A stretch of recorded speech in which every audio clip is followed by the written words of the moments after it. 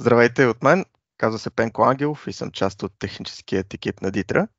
И в днешният вебинар ще се запознаем с достъпните симулационни анализи в Simulya и конкретно в 3D Experience, с възможностите за гъвкаво лицензиране.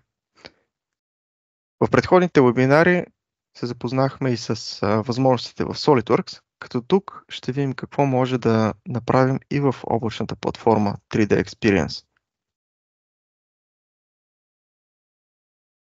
Плана за днешният вебинар е да видим с какво разполагаме в 3D Experience и конкретно симулационните инструменти и изчислителното ядро на Simulya, като това ще обхваща главно една от базовите роли за симулации, Structural Designer, като това ще ни даде възможност за облачни изчисления и след това визуализация и преглед на резултатите от всяко едно устройство. Като накрая ще се запознаем и с всички допълнителни възможности на платформата 3D Experience. До сега в SolidWorks Simulation ние имахме огромни възможности за симулация и анализ на изделията, които създавахме, но те главно са от стандартни проблеми до разширени възможности. Комплексните задачи винаги са били дейност на продукция на Dassault Systems, главно на Simulya и Abaqus. Като в платформата 3D Experience ние вече разполагаме с изчислителното ядро на Simulya и това ни дава множество допълнителни възможности за изчисление и анализ на изделията. Като имаме възможност вече в ръцете си да вземем и анализа на комплексните задачи.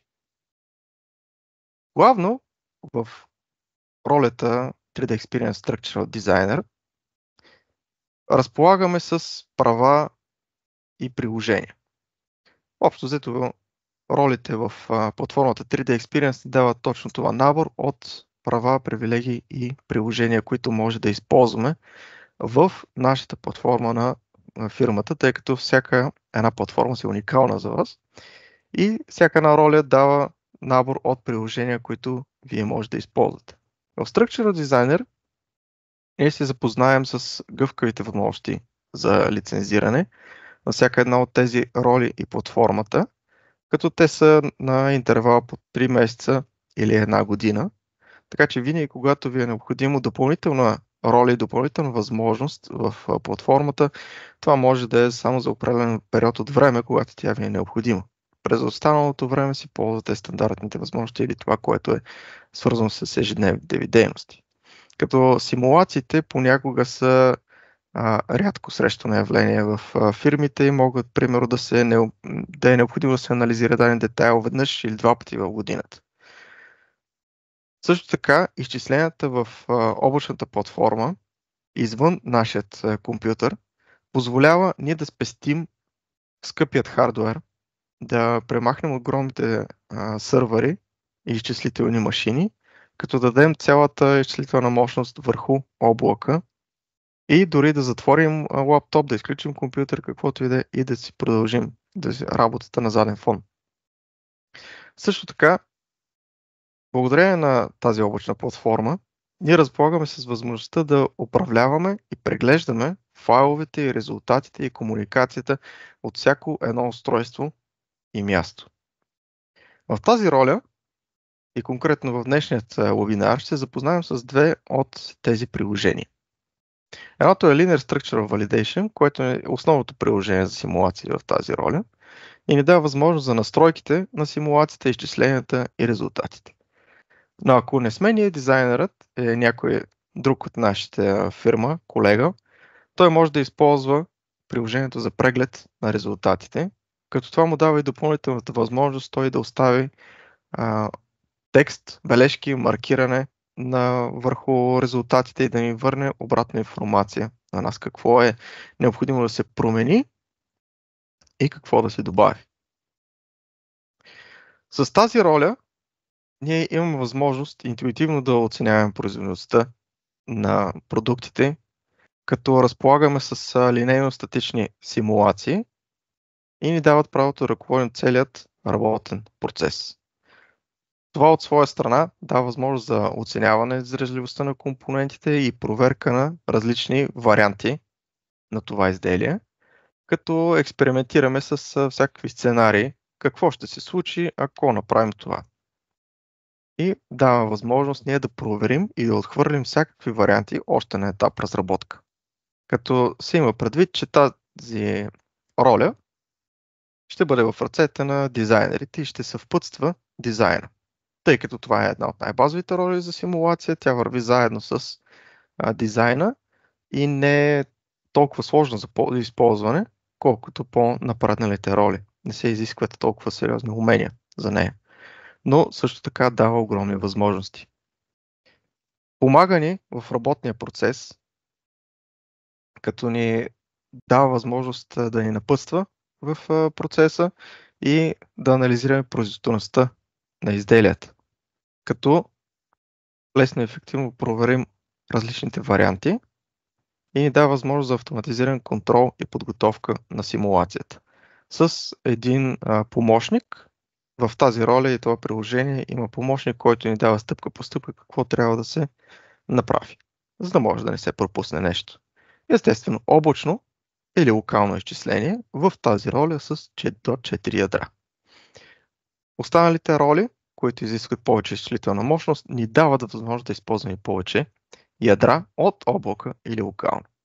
Като естествено винаги на която и да е роля, на което да е ниво сме, има възможност да надградим тази възможност и за конкретни симулации да се използват до 144 ядра от облак. Сега директно ще се прехвърля в приложението 3D Experience, за да разгледаме и днешната демонстрация.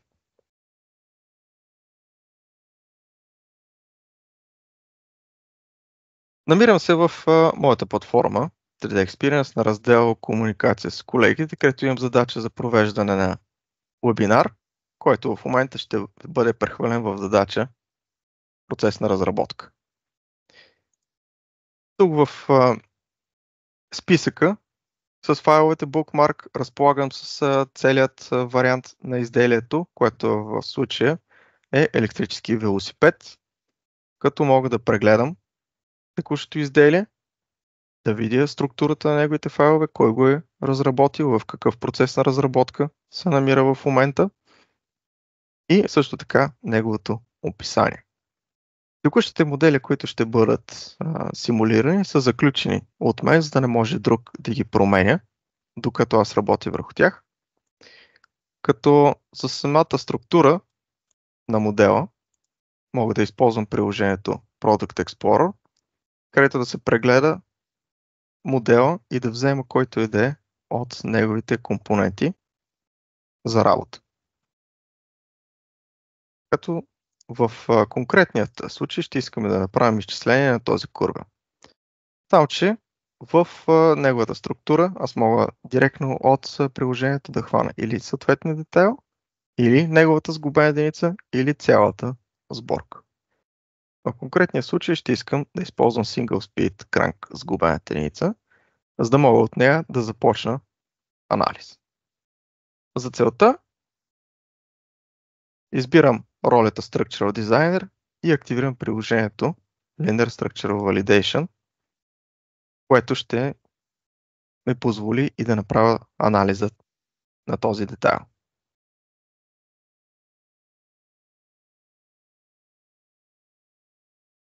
В това приложение се отваря в собствен прозорец и съответно продукта, който в момента съм отворил, ще дам име на задачата Crank Simulation. Типа на анализите, които разполагам в това приложение, са структурна, якостни изчисления, изчисления на изкълчване, честотни симулации и термични. Симулацията, която искам да проведа в момента е якостна, така че се избира Structural и продължавам напред. Моделът за симулация се създава и на работния екран вече имам необходимите инструменти. Вдясно е и този спътник, който ми дава информация първо какво трябва да направя за това изделие. Първо мога да създам мрежата. А контрола на мрежата в тази роля е даден изключително лесно за навигиране. В по-високите роли имаме възможност да променяме самия вид на мрежата, вида на крайните елементи и много допълнителен контрол. Но този контрол, който ми е необходим в момента, е да задам цялостен размер на мрежата на всеки един от детайлите, като виждате, че софтуера автоматично си е преценил какви размери му трябват. Но ръчно искам да задам на един от детайлите допълнителна мрежа. Или по-точно контрол на мрежата. Това ще е този детайл, като контролът искам да обхваща зоните на шлиците. Забелязате, че всички останали компоненти са прозрачни, за да мога да маркирам това, което ми е необходимо, само по детайла, който ме интересува. И зоните, които ми трябват, са тези, които са с по-малки геометрични елементи и са подложени на по-високо натоварване. Така че аз тук ще искам да имам по-ситна мрежа и естествено по-добър контрол. Всичко останало ще го оставя по подразбиране, като директно ще генерирам мрежата. Забелязвате, че до сега обикновено такава мрежа за тези детайли трябваше да ни отнеме няколко минути за изчисление. В случая това отнема няколко секунди. И това определено не е малка мрежа. Като визуализацията на компонентите в момента се намира и двата детайла. Плътният и мрежата. Ако скрия плътният модел, мога да видя и самата мрежа. Само детайлът, който е математическият модел, създаден от крайни елементи. Зоните, които повдигнах мрежата, се виждат, като тук мога да анализирам всеки един елемент, който иде от модела. Забелязвам, че малките обекти са направени с доста по-ситна мрежа, за да може върху тях да се визуализират по-ясно натоварванията, като други компоненти, които са по-обемни, са създадени с по-едра мрежа. Винаги има възможност да повдигне контрол на мрежата и да увелича мрежата в тези зони.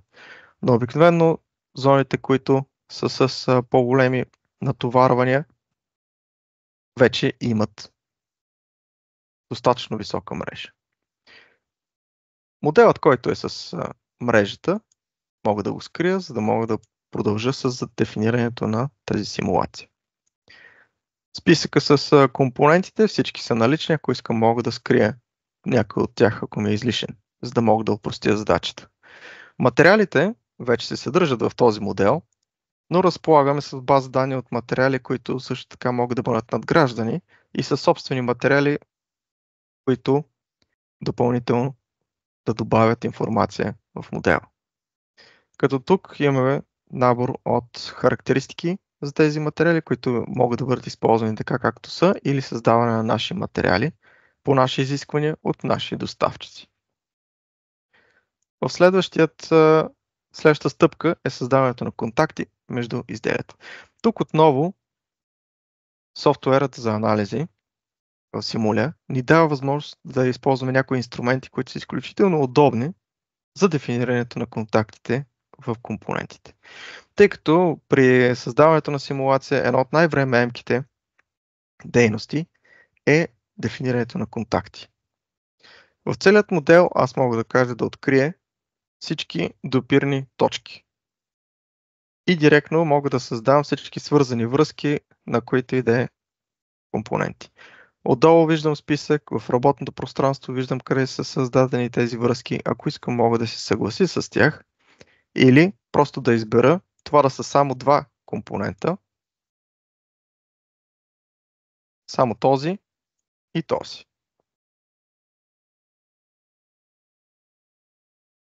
И между тях да намеря какви са общите връзки. И тук се намериха 5 стени с 5 общи връзки, което спестява ръчното задаване на връзки. Естествено, ръчното задаване също е налично, така че някъде, ако искаме допълнително да създадем връзка, където не е намерена, ако има хлабини или нещо подобно, тогава ръчно могат да се създадат връзки по стандартния начин между две повърхни точки или ръбове. Като тук допълнително имаме възможност да създадем и една връзка, наречена General Contact. Тази връзка ни позволява да зададем на всеки един обект да се допира с всеки един останал обект. Така че автоматично поставям един основен контакт и забравям за всичко останало. Ако не искам да имам, примерно, заварена или залепена връзка някъде. Така че тази връзка и добавянето на, примерно, на bonded за целия модел или за конкретно отделни компоненти решава целият процес по задаването на контакти. Разбира се, разполагаме и с възможността за задаването на свързващи елементи и виртуални компоненти, като това са виртуални скрепителни елементи, твърдо свързване между отделните елементи, твърда връзка, пружини, щифтове и така нататък. Забелязвате, че както съветникът отдясно ме ръководи, така и отдолу в ленцата аз разполагам с всички инструменти, които са ми необходими за работа. Тъй като съответно връзките в конкретния случай няма да бъдат виртуални, а ще са с тези гайки, няма нужда да създавам виртуални компоненти. Но имам нужда от това да създавам опорни връзки, гранични условия и натоварвания, което директно мога да го избера с маркирането на дадения обект, като тук искам една връзка от тип панта, за да мога да позволя ротацията около тази стена. Същото нещо мога да го задам и от другата страна, тъй като не искам да бъде твърдо свързано, а просто да е опора. Това ще бъде отново връзка тип панта, за да мога да позволя поне една степен на свобода. В случая всяка една връзка се изобразява в работният екран с определена иконка или графичен обект, така че да има информация какво се случва. Тук в средата на модела имам един термометър, който е началната температура на работното пространство. Температурата в момента не ни интересува, така че него го игнорираме. Натоварването в този обект ще бъде в другия край на курбела, където тук ще искам да създам едно усилие.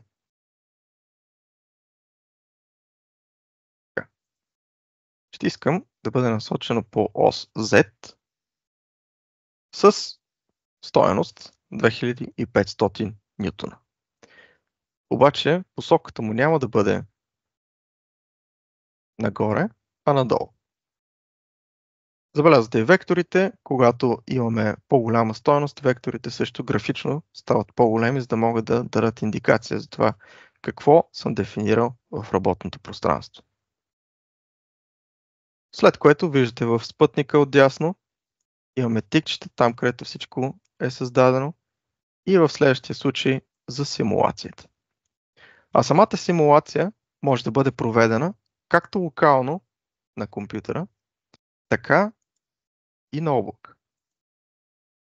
С необходимите ядра и памет, които ни дават възможност ние да пуснем симулацията и да си вършим друга работа, без това да натоварва излишно нашия хардвер и да ни пречи да вършим другата работа. Така че имаме възможност да използваме изчислителната мощност на облак, където тази симулация се пуска и се изпраща на облака за изчисление и вече аз мога да върша друга работа.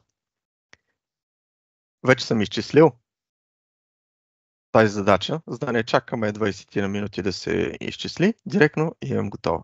Резултатите се преглеждат директно от платформата, която е достъпна както от компютър, така и от таблет, телефон, мобилна станция, откъдето и да е.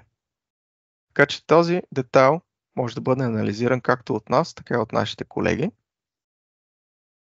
И в него виждаме деформацията, която както се дава в скалата цветово графично и където поставя мишката си, там виждам и стойностите на тази деформация. Като резултатът ще го сменя на натоварване по фон Mises, което също мога да прегледам какви са натоварванията. Естествено, най-големите натоварвания са в зоната на закрепване, но те не надвишават допустимите за материала. От анимацията също може да ни даде допълнителна информация за това какво се случва в модела, как се деформира той и какво е неговото поведение. Една такава анимация може да ни даде информация и дали ние сме настроили задачата както трябва, дали сме пропуснали някъде връзки, как се деформира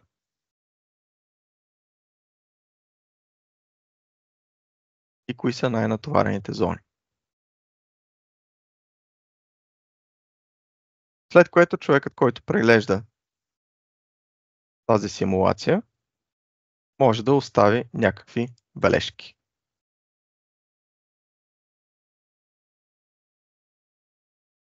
И съответно да напише текст, като тази бележка се запазва като изображение в това приложение. И може да бъде прегледано от инженера, който е анализирал този модел и останалите колеги, които участват в проекта. Така че комуникацията да се затвори изцяло в тази платформа и всеки да има достъп до нея.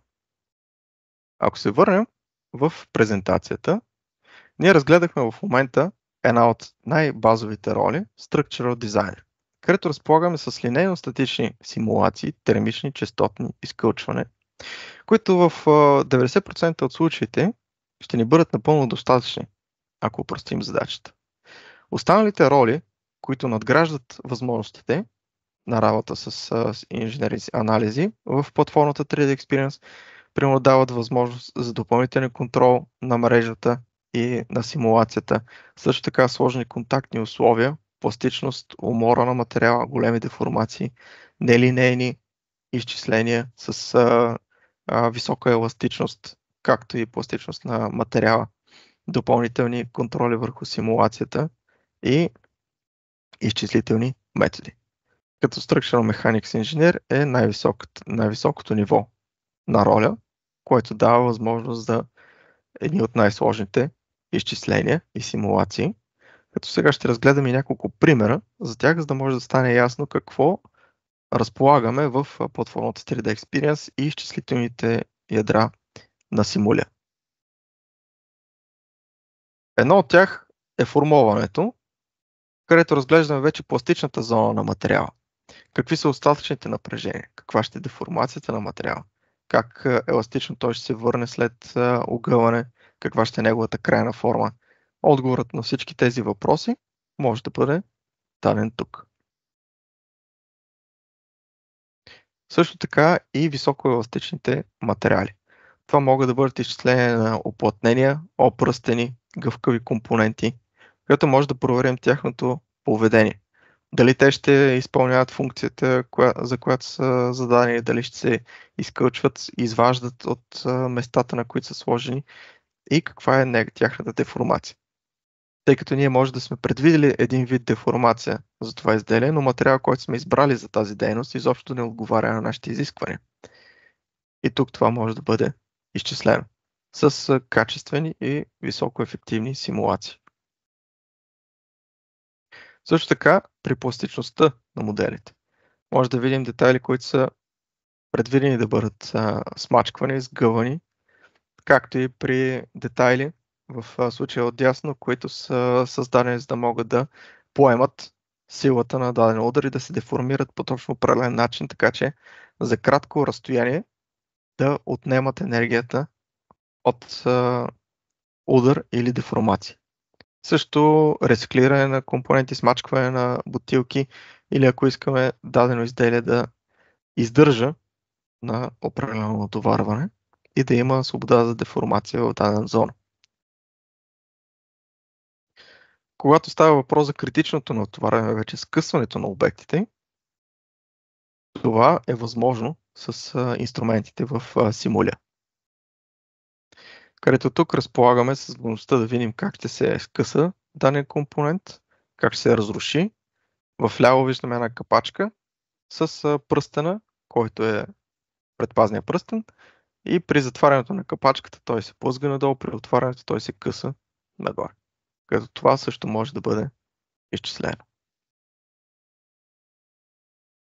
При хранително-вкусовата индустрия, пакетирането и останалите индустрии. Тук имаме възможност да изчислим проблемите при пакетирането, натоварването върху пакети, термоформоването на фолия, както и изпускането на обекти, които се намират в опаковки. Деформирането на опаковката, както и състоянието на продукта, който е вътре. Какви усилия се пренасят в него, дали той ще се наруши като цялост, дали опаковката ще го запази и дали ще има някакви щети по него. Също при термоформоването може да видим какви усилия те полагат върху изделията, които са под тях. След пакетирането е и транспорт, където тук вече с пакетирането разглеждаме и транспортните проблеми, където отново фолия за опаковане, скорост и ускорение, натиск, дали може да сложим множество компоненти един върху друг, колко кашона ще може да натоварим на това пале един върху друг, преди те да бъдат разрушени, с какви ускорения може да се движи това пале и как при опаковане може да нарушим целостта на опаковките и кашоните в това пале и тези продукти. Отговорите на тези въпроси отново имаме възможност да ги анализираме с тези инструменти. Също така е един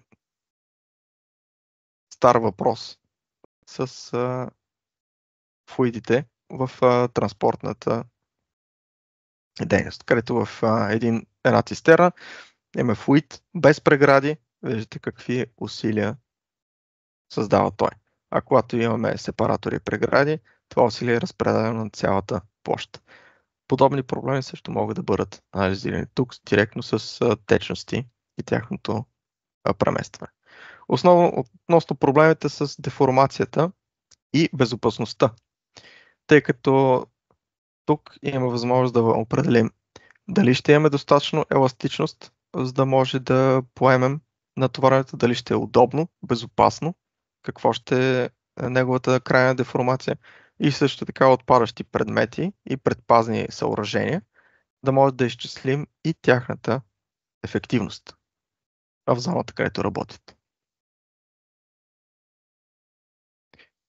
Като разполагаме и с възможност за изчисление и на едни от най-сложните проблеми в индустрията, като това е сблъсък. Или краш тестове на автомобили, където разполагаме с хиляди компоненти, които трябва за части от секундата да се деформират и да проверим какъв е крайният резултат, за да може да си спестим някои проблеми. Дори примера с смачкването на едно кенче дава точен крайен резултат на това какво ще се случи.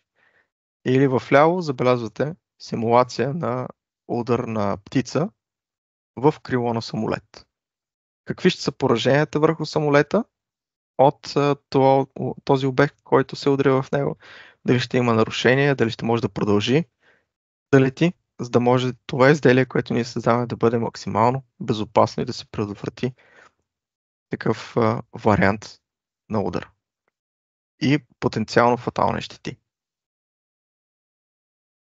Самата структура в SolidWorks и 3D Experience е малко по-различна. Това, което до сега сме запознати с него, е десктоп решението на SolidWorks, където комуникацията се извършва с външни файлове, като PDF, Word, Excel, също така инструкции за употреба, за управление, за монтаж, демонтаж с SolidWorks Composer, както и фотореалистични изображения и анимации с SolidWorks Visualize, както и споделяне на файлове и прегледа на файлове с eDrawings.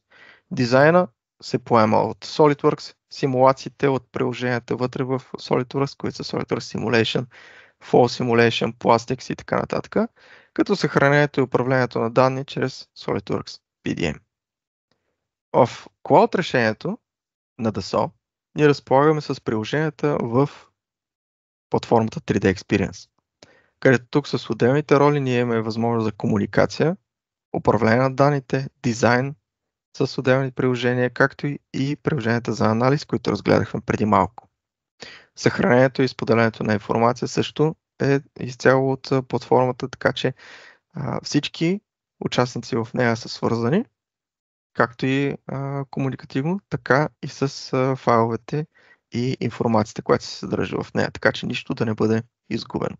Съществува и смесен модел на работа, който е SolidWorks, свързан към платформата и разполагането с допълнителните приложения за дизайн и работа в платформата, които са както комбинация между изчислителните методи на SolidWorks локално на компютъра, така и възможностите на симулия, когато са ни необходими по-сериозни изчисления, симулации и възможност за изчисление на облака, както и методите за управление на данните в платформата 3D Experience. И също така управлението на проектите, планирането на задачите. Може да задавате вашите въпроси. Ще останем тук известно време, за да може да отговорим на... Има един въпрос, който пристигна. В него се пита, мога ли да симулирам моделите от други софтуери, които са ни дадени от доставчици или клиенти? Кратки отговор е да. Разбира се, че може, тъй като има възможност да ги отворим както и в SolidWorks, така и в приложенията на 3D Experience и с геометрията. Дори да не разполагаме с дървото на построение на тези файлове, геометрията, която ни е предоставена, може да бъде използвана за създаването на анализ, изчисления, включването им в други изгубени единици, работа с тези детайли и анализа върху тях. Така че разполагаме с почти всички дейности, които имаме, ако бяха дори и наши файлове. Друг въпрос, дали мога да споделям резултати с потребители, които не са в нашата организация? Имаме възможност да споделяме резултатите и с хора, които бъдат поканени в нашата платформа. Също така могат да бъдат предоставени като отново резултат, който да бъде прехвърлен и на други контакти в нашата, както в организация, така и извън нея. Но, разбира се, трябва да има зададени специални права за достъп до тези файлове. Ако няма права за достъп или не сте поканили други хора вътре, тези резултати ще си бъдат само за вашата организация и няма да имат достъп от никое друго лице отвън. Разбира се, и този вебинар ще бъде записан и качен на нашите платформи в YouTube и в нашия сайт на ditra.bg, за които може да намерите и линк върху екрана, който в момента се вижда. Може да следите за бъдещи събития, както в страницата на ditra.bg, така и на нашата страница в LinkedIn. Минали събития могат да бъдат прегледани на нашия канал в YouTube и също така намираме се и във Facebook, където споделяме информация както за бъдещи събития, така и за текущите, които се провеждат. Ще се радваме да дадете обратна връзка, да зададете въпроси и също така да изисквания за бъдещи интернет семинари. Какво ви интересува, какво имате нужда, какво е необходимо да бъде представено след това и ако е необходимо дори изискване за демонстрация. Да може да се дойде или на място, или онлайн, за да може да се проведе демонстрация на дадена функционалност на SolidWorks или 3D Experience. Добре, виждам, че няма повече въпроси.